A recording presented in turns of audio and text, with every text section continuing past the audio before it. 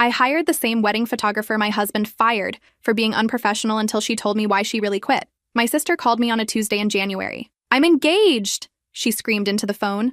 I screamed back, jumped up from my desk. My coworkers looked over. "When? How? Tell me everything." "Last night. Beach proposal. Ring is gorgeous. I'm dying.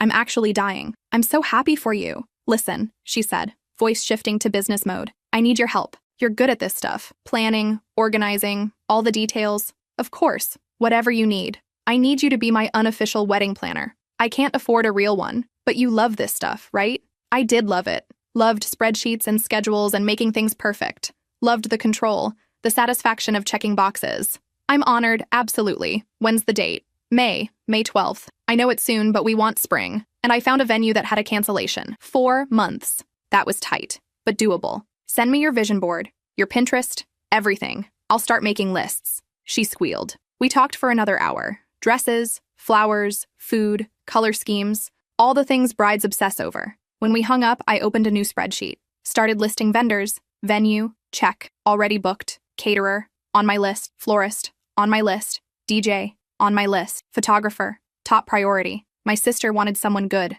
someone who could capture moments, not just poses. I spent that evening scrolling through Instagram, looked at wedding photographers in our city, checked portfolios, read reviews. Most were either too expensive or booked solid through June. Then I found one that stopped me mid-scroll. The photos were beautiful. Soft lighting, candid moments, couples laughing, families hugging, the kind of images that felt like memories instead of staged shots. I clicked through the feed. Every wedding looked different, unique. Not the same cookie-cutter poses everyone did. The reviews were all 5 stars. Captured our day perfectly. Made us feel so comfortable. Worth every penny. The prices were reasonable. Not cheap, but fair. I checked the availability calendar. May 12th was open. I sent a message that night. "Hi, my sister is getting married May 12th and we love your work. Would you be available for a consultation?" She responded the next morning. "I'd love to. Coffee this week?" We set it up. Thursday afternoon, coffee shop downtown. I told my husband about it at dinner. "Found a photographer for your sister?" he asked, not looking up from his phone. "Yeah,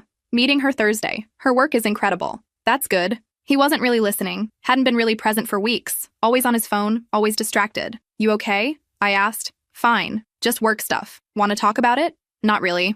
I let it drop. We'd been married 7 years. Sometimes you gave each other space. Thursday came. I left work early, grabbed coffee and found a table by the window. The photographer arrived exactly on time, mid-30s, professional looking, dark hair pulled back, carrying a leather portfolio. She smiled when she saw me, started walking over. Then her smile faltered. Something flickered across her face. Confusion, then recognition, then something that looked like fear. She stopped walking, just stood there in the middle of the coffee shop, staring at me. "Hi," she said slowly, approaching the table. "Thanks for meeting me. Thanks for coming." I stood, shook her hand. "I'm so excited about your work. My sister's going to love your style." She sat down carefully, like the chair might break, opened her portfolio, but kept glancing at me. "Have we met before?" she asked. "I don't think so." "You look really familiar." I laughed. I have one of those faces, I guess. But she wasn't laughing. She was staring, really looking at me, studying my features. Then her face went pale, actually lost color. "Oh my God," she whispered. "You're her." "I'm sorry?" "The bride, from 7 years ago.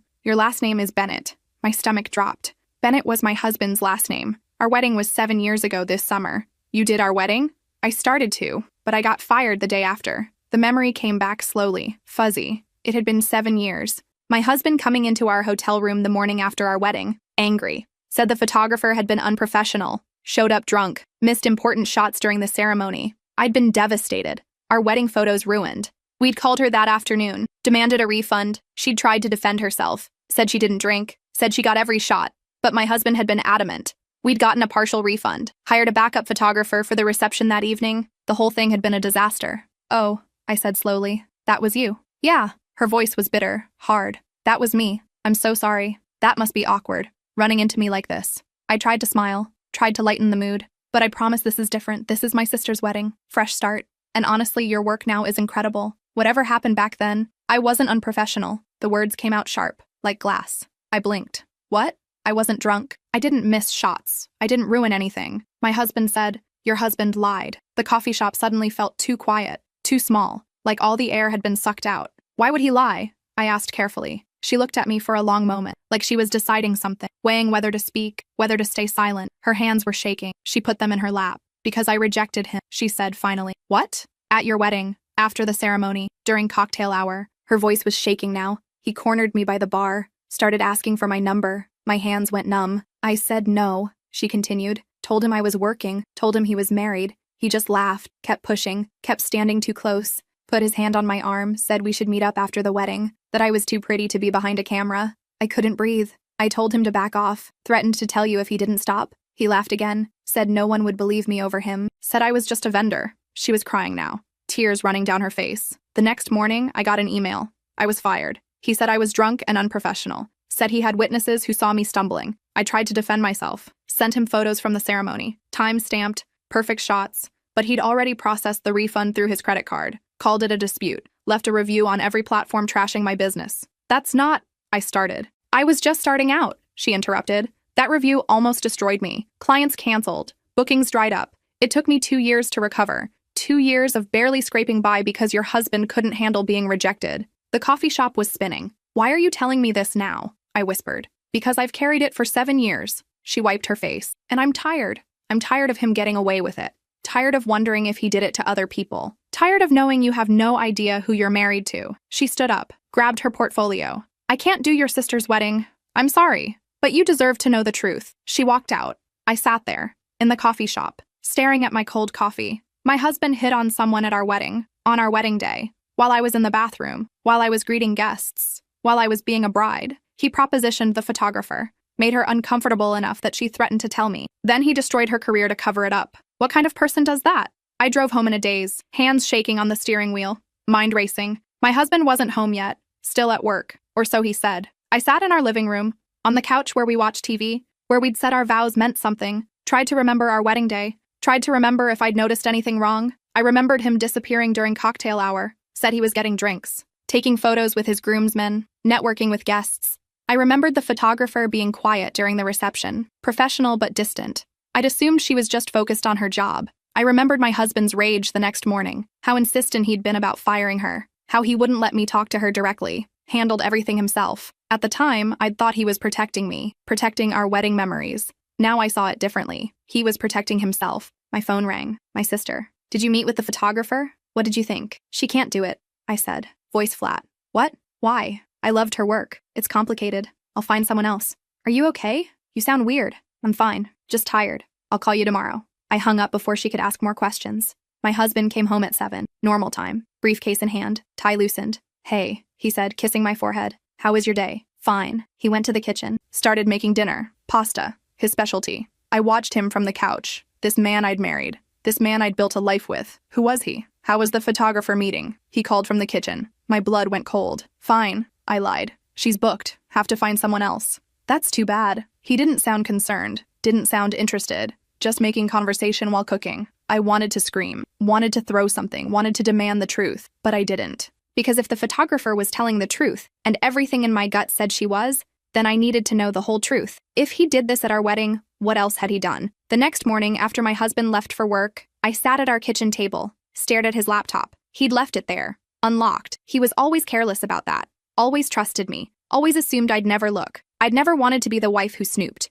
who invaded privacy, who didn't trust. But that was before. Before I knew he'd hit on someone at our wedding. Before I knew he was capable of destroying someone's career to cover his tracks. If he did that, what else had he done? My hands were shaking when I opened the laptop. His email was already pulled up. Work account. Nothing unusual on the screen. I started scrolling, slowly at first, then faster. Work emails, boring project updates, client communications, meeting confirmations, nothing. I checked his trash folder. More of the same. Then his deleted items, emails removed but not permanently gone. That's where I found it. An email from someone named Melissa, 3 months old. Subject line, last night. My heart started pounding. I clicked. Thanks for last night. Can't wait to see you again. Thursday. Same place? Thursday. He always worked late on Thursdays. Had for the past 3 months. Client dinners, he'd say. Team building. Can't get out of it. I'd believed him. Adjusted my schedule. Ate dinner alone on Thursdays.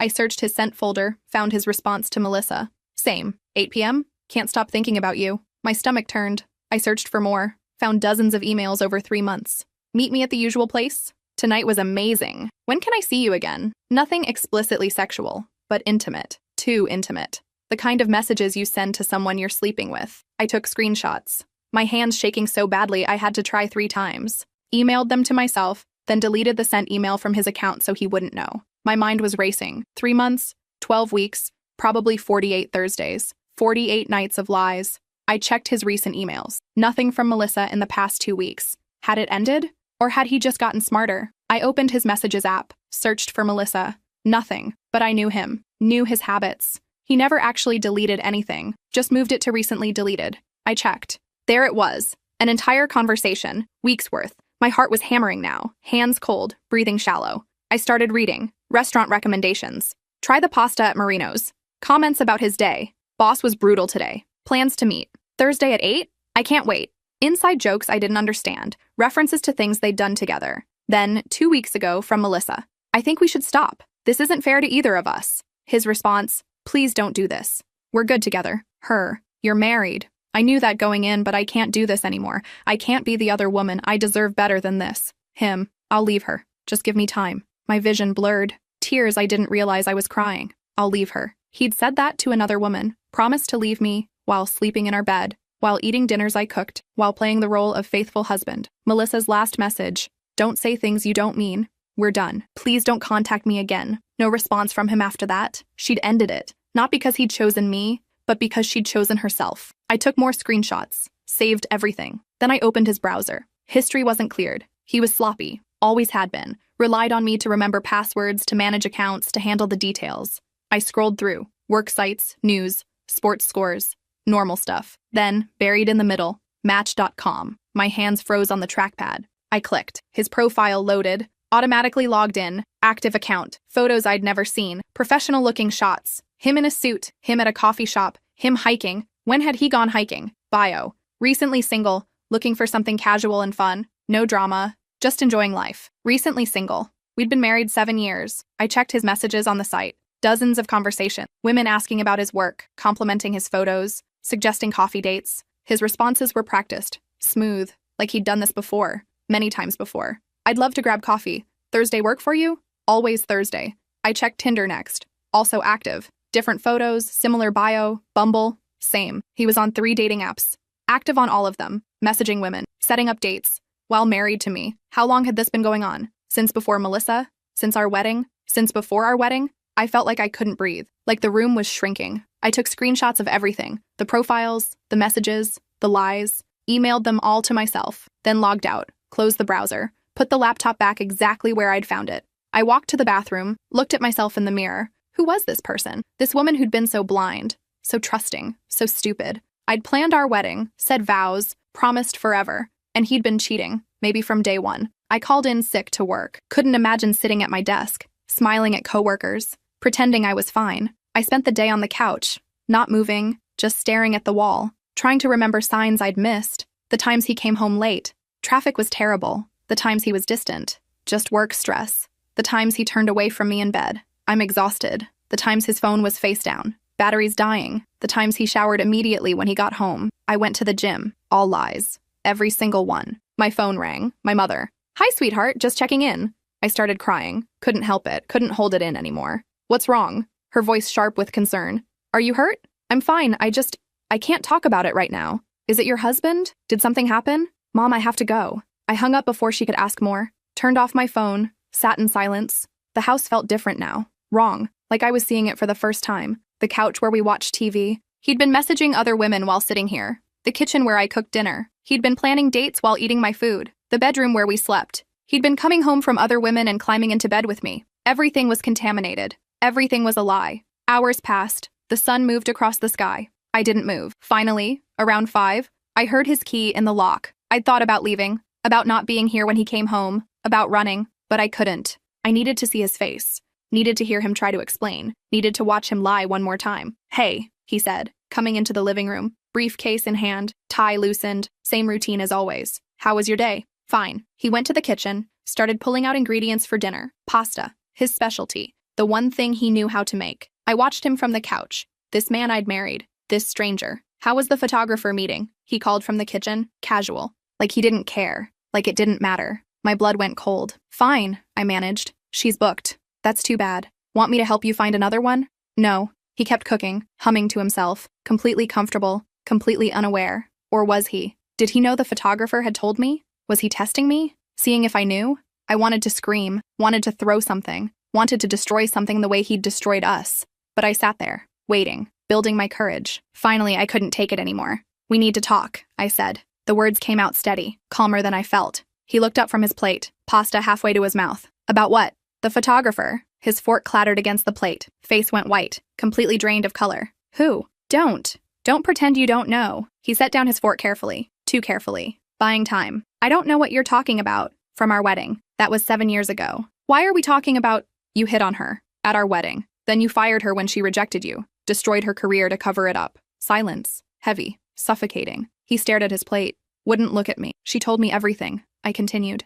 My voice was shaking now. Anger bubbling up. "How you cornered her during cocktail hour. Asked for her number. Wouldn't take no for an answer. Put your hand on her arm. Propositioned her. She threatened to tell me. So you fired her the next morning? Called her drunk and unprofessional. Left reviews destroying her business. All to cover up what you did. That's not how it happened. Then tell me how it happened." He ran his hands through his hair. The gesture he always made when he was caught. When he needed to think. To plan his next lie. "I don't remember it that way," he said finally. "I was drunk. Everyone was drunk. It was our wedding. Maybe I made a comment. Maybe it came across wrong. But I didn't. I wouldn't." "You would. You did. And I saw your laptop this morning." His head snapped up, eyes wide. "What?" "Melissa. The dating apps. All of it." He stood up, fast, chair scraping against the floor. "You went through my laptop? You went through our marriage vows. Which is worse. That's different." "How? How is it different? You invaded my privacy." I started laughing, couldn't help it. Hysterical, high-pitched. "Your privacy? You've been on dating apps. You've been meeting women. You've been having an affair. For months. Maybe years. And you're worried about privacy? Melissa was a mistake. It's over. She ended it. She ended it. Not you. She ended it because she didn't want to be the other woman. Because she had more self-respect than that. Not because you chose me. I did choose you. I'm here, aren't I? Are you? Because it seems like you've been everywhere but here. In our marriage. In our life. You've been on dating apps calling yourself single. You've been with other women while I cooked you dinner and waited for you to come home." He sat back down, put his head in his hands. "I don't know what to say. Start with the truth. How long?" "Melissa was 3 months. That's it." "The dating apps?" Silence. "How long have you been on dating apps?" "A year. Maybe more." My legs felt weak. I sat down before I fell down. "A year. I never met anyone. I just looked. Talked to people. That's all." "You're lying." "I'm not." "You're lying. You've been lying our entire marriage. Probably before that. Did you cheat on me before the wedding?" He didn't answer. "Did you?" My voice was rising now. Couldn't control it. "Did you cheat on me before our wedding?" "Once," he whispered. "My bachelor party." The room tilted. "Your bachelor party. It was a mistake. I was drunk. It didn't mean anything. You cheated on me at your bachelor party. Then you hit on the photographer at our wedding. Then you've been on dating apps for a year. Then you had a 3-month affair with Melissa. How many others?" "That's all. I swear. I don't believe you. I don't believe anything you say anymore. Please." He reached for my hand. I pulled away. "Don't touch me. We can work through this. Couples therapy. Whatever you need. I'll do anything. Anything except be faithful. I made mistakes. I know that. I'm sorry. But I love you. I've always loved you." "No, you don't. You don't love me. You don't even respect me. That's not true. You hit on someone at our wedding, while I was in the bathroom, while I was being a bride, while I was celebrating the happiest day of my life. You were propositioning the photographer." He was crying now. Actually crying. I was scared of being married, of being tied down. I panicked. "So you've been panicking for 7 years?" "No. It got better. We were good. We are good. We were never good. This whole marriage has been a lie. You've been lying to me since day one. Maybe before that. I'll change. I promise. I'll delete the apps. I'll go to therapy. I'll be better. You've had 7 years to be better. You chose not to. One more chance. Please. Just one more chance." I looked at him. Really looked at him. This man I'd married. This person I thought I knew. I didn't know him at all. "No," I said quietly. "Get out. We need to talk about this. We're done talking. Get out of my house. It's our house. Get out!" I was screaming now. Couldn't stop. 7 years of trust. 7 years of love. 7 years of believing. All of it gone. "Pack a bag and get out. Now." He tried to argue. Tried to explain. Tried to minimize. It wasn't that bad. It was one mistake. I never meant to hurt you. Lies. All lies. I stopped listening. Just kept repeating the same thing. "Get out. Get out. Get out." He finally went to the bedroom, started packing, throwing clothes in a duffel bag, moving slowly. Like if he took long enough, I'd change my mind. I wouldn't. He came back to the living room, bag in hand, keys in the other. "Where will you go?" I asked. Not because I cared, just to fill the silence. "I'll stay with a friend. Figure something out." "Fine." He stopped at the door, hand on the knob. I love you. I know you don't believe me, but I do. No, you love the idea of me. The wife who cooked and cleaned and didn't ask questions? The woman who believed your lies? That's not love. That's convenience. That's not fair. Fair? You want to talk about fair? I wasted 7 years on you. 7 years of my life on someone who didn't value me, didn't respect me, didn't choose me. Not once. Not ever. So don't talk to me about fair. He opened his mouth, closed it. Nothing to say. No defense left. He walked out. The door closed behind him. I locked it, put the chain on, stood there. Then I collapsed. Slid down the door, sat on the floor, sobbed into my knees. 7 years. Gone. Just gone. I changed the locks the next morning, called a locksmith at 7 a.m., paid extra for immediate service. He arrived within the hour. Professional. Didn't ask questions when he saw my face. Red from crying, swollen. Just the front door? He asked. Front and back. And the garage code. Can you change that too? Yes, ma'am. It took 40 minutes. He handed me 3 new keys, showed me how to reset the garage. You doing okay? He asked at the door. I almost lied. Almost said I was fine. But what was the point? Not really, but I will be. He nodded. Good for you. Whatever happened. Good for you for taking control. After he left, I called a lawyer. Found one through a friend's recommendation. Woman in her 50s. Sharp. Professional. No nonsense. I need to file for divorce, I told her over the phone. How long have you been married? 7 years. Kids? No. Assets? A house. Some savings. Nothing complicated. Infidelity? My throat tightened. Yes. Can you prove it? I have screenshots, emails, text messages, dating app profiles. Good. That helps. Can you come in this afternoon? I went to her office at 2, brought my laptop, showed her everything. She scrolled through the screenshots. Face, neutral, professional. But I saw something flicker in her eyes. Disgust. Maybe pity. This is straightforward, she said finally. With this evidence, we can file on grounds of adultery. Depending on the state, that might affect asset division. I don't want his money, I just want out. I understand. But let's be smart about this. You're entitled to half of everything. Maybe more, given his behavior. I just want the house. And my name back. She looked at me over her glasses. You're angry now. And hurt. That's valid. But don't make decisions based on emotion that you'll regret later. Let me protect your interests. That's my job. I nodded. Too exhausted to argue. She filed the papers that week, had him served at work. He called me immediately. You're seriously doing this? Yes. We can still fix this. Go to counseling. Work it out. No. You're throwing away 7 years. You threw them away. Not me. You chose this. I made mistakes, but stop. Stop calling. Stop texting. Talk to your lawyer. Leave me alone. I hung up. Blocked his number. He tried to come to the house twice. Knocked for 20 minutes the first time. I sat on the couch. Headphones on. Music loud. Couldn't hear him but knew he was there. Could see his shadow under the door. Eventually he left. The second time, he called through the door. Please, I need to talk to you. Face to face. Please. Talk to my lawyer. I made a mistake. 7 years of marriage shouldn't end because of one mistake. It's not one mistake. It's hundreds.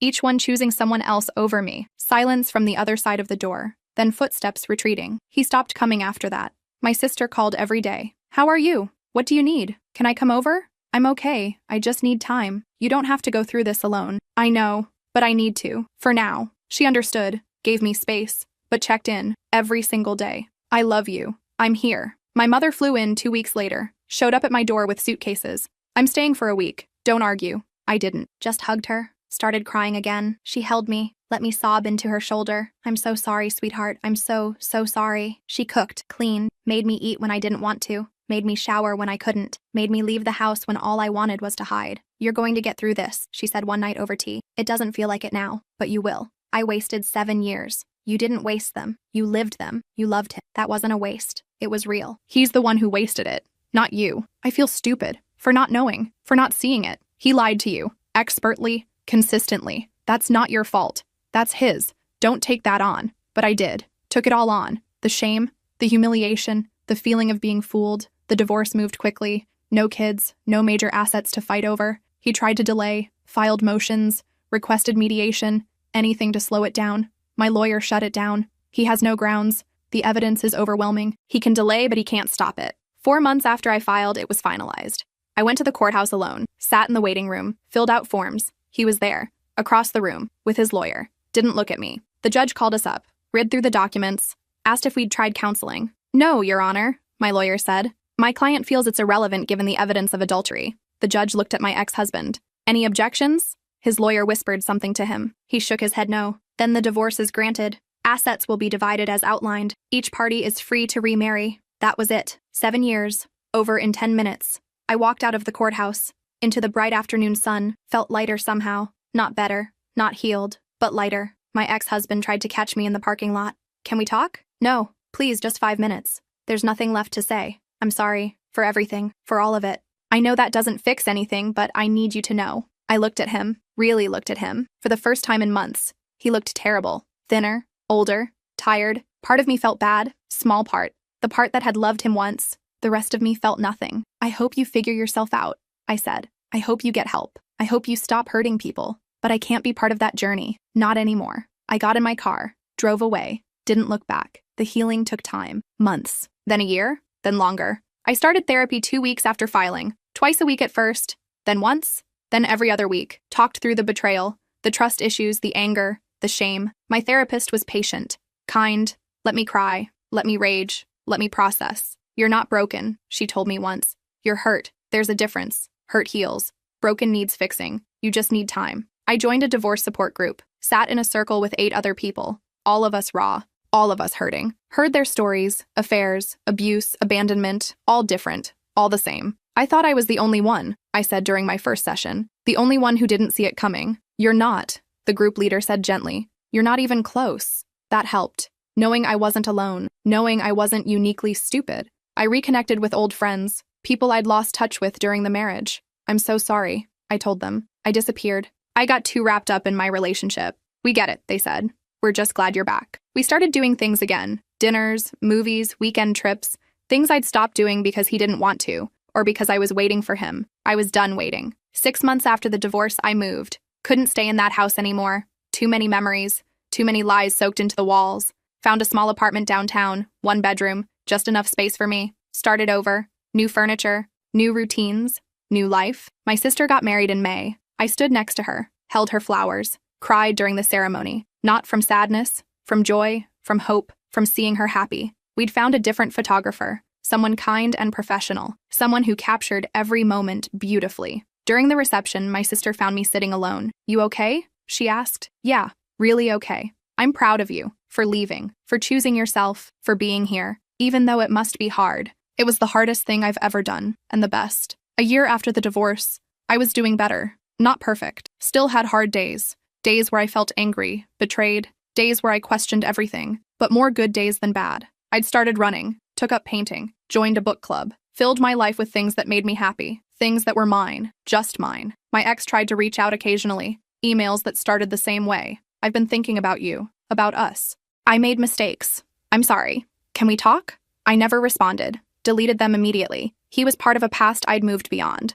One Saturday morning, about 18 months after everything, I was at a coffee shop. Different one. Different part of town. The photographer walked in. We saw each other at the same time. Both stopped. Unsure. Then she smiled. I smiled back. Hi, she said, approaching with her coffee. Hi, how are you? Good. Really good, actually. I heard about the divorce. I'm sorry you went through that. Don't be sorry. You gave me the truth. That was a gift. She looked surprised. Some people don't see it that way. Some people would rather live a lie. I'm not one of them. We sat, talked for over an hour, about her business, about my new apartment, about healing, about starting over. Do you regret telling me? I asked. No, I regretted staying silent for 7 years. I should have told you sooner. You told me when I was ready to hear it. That's what matters. We exchanged numbers, started meeting occasionally, coffee, lunch, movies. Not quite friends, not quite strangers, something in between. 2 people connected by the worst day that led to better ones. 2 years after the divorce, I was thriving. Not just surviving, thriving. I'd gotten promoted at work, moved to a bigger apartment with a balcony, started dating, casually, nothing serious, just enjoying myself, learning to trust again, slowly, carefully, but learning. My ex sent one last email, 2 years to the day after the divorce. I know you won't respond. I know I don't deserve it, but I needed to tell you. I'm in therapy, working on myself, understanding why I did what I did. It wasn't about you. It was never about you. You deserved better. I'm sorry I couldn't be that. I hope you're happy. I hope you found someone who values you. You deserve that. I read it 3 times, then deleted it. He was right. I wouldn't respond. Not because I was angry anymore, but because I'd moved on. Because he was part of a chapter I'd closed. Because I'd found what he said I deserved. Not someone else who valued me. Myself. I valued me. Finally. Completely. Without question. And that was enough. I thought about that coffee shop meeting sometimes, with the photographer, How one conversation had changed everything. How the truth, even when it destroys, is better than a comfortable lie. How sometimes the worst days lead to the best decisions. I'd lost my marriage, but I'd found myself, and that was worth everything.